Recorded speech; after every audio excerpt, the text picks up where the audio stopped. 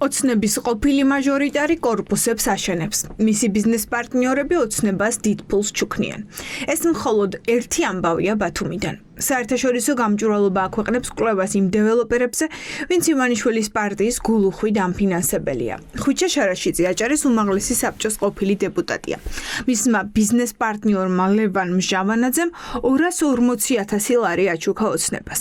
საერთაშორისო გამჭვირვალობის კვლევის მიხედვით, მათი სამშენებლო ბიზნესი სწორედ შარაშიძის დეპუტატობის ესაყავდა. ყველაზე სიარულმა მივიყვანა იქამდე, რომ ხვიჩა შარაშიძემ ჯერ კიდე უმაღლესი საბჭოს დეპუტატობის დროს ლევან მჟავანაძესთან ერთად ააშენა ერთი საცხოვრებელი კორპუსი, მეორე საცხოვრებელი კორპუსის მშენებლობა დაიწყო და მერე დაამთავრა. ასე იწყობა სამშენებლო ბიზნესი, როდესაც პოლიტიკურ მხარდამჭერს პოულობ, რომლის მეშვეობითაც ან ნებართვებს იღებ, ან გარკვეულ სხვა ბენეფიტებს იღებ და შემდგომ აშენებ კორპუსებს და ხდები აი ამ პოლიტიკური ძალის ერთ-ერთი მსხვილი შემწირველი. პოლიტიკურმა მდგენელმა, როდესაც ხვიჩა შარაშიძე გახდა უმაღლესი საბჭოს დეპუტატი, ძალიან განავითარა ლევან მჟავანაძის და ბესიკ ბაჯელიძის სამშენებლო ბიზნესი. ოცნების ექს-დეპუტატმა ლევან მჟავანაძესთან ერთად ორი კორპუსი ააშენა.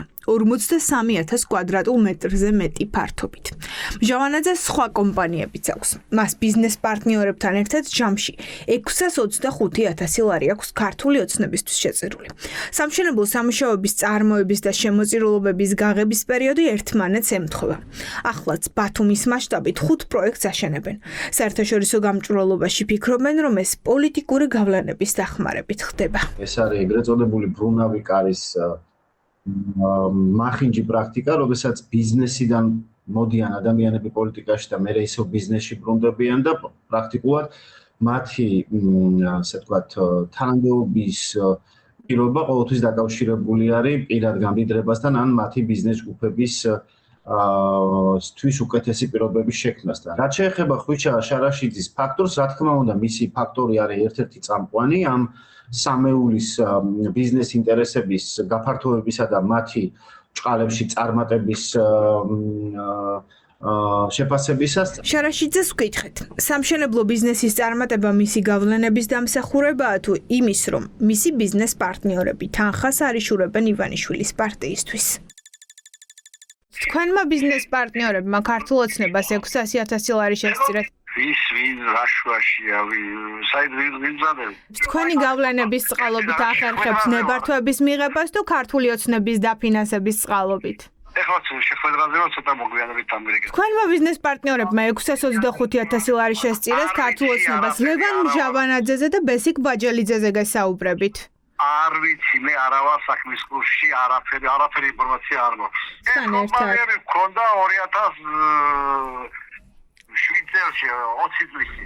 ბათუმიდან ერთი ბიზნეს ჯგუფის საქმე ყველაფერი არ არის. ოპოზიცია დარწმუნებულია, რომ სამშენებლო ბიზნესში ოცნების მაჟორიტარის წარმატება დიდი სქემის ნაწილია. აწყობილია სისტემა, სადაც პოლიტიკური გავლენები და პარტიის დაფინანსება ბიზნესის განვითარების საძინდარია. ერთ კონკრეტულ დეპუტატსა და ერთ კონკრეტულ ბიზნეს ჯგუფს შორის რაღაცა გაურკვეველი ვულგარული გადაბმა ერთმანეთზე და გადახლართვა ყველაზე ნათლად აჩვენებს თუ როგორ მუშაობს აი ეს საშინელი მომპალი კლეპტოკრატიული ოლიგარქიული მანქანა, რაც ივანიშვილმა ამ ქვეყანაში შექმნა. ესეთი მანქანა, სადაც აი შემომწირველები, ტენდერები, პარალელური ბიზნესები, ყველაფერი ერთმანეთში არის აზელილი. აჭარის დეპუტაციაც, რა თქმა უნდა, ფულს შეულობს ბათუმში მშენებლობებით. და ამ მშენებლობებში ნაშოვნი ფულის რაღაც გარკვეული ნაწილი მიაქვთ ქართულ ოცნებაში. ფულს თუ არ მიიტანს, შესაბამისად ვერ მიიღებს ნებართვასაც. ეს არის წრე, რომელიც საათივით აწყო ქართულმა ოცნებამ. ქართული ოცნება ამტკიცებს, რომ კორუფციას ებრძვის, მაგრამ თაროებზე დევს ათობით გამოუძიებელი საქმე. ისინიც, რომლებიც ანტიკორუფციულ სამსახურს საერთაშორისო გამჭვირვალობამ დიდი ხნის წინ გადაუგზავნა.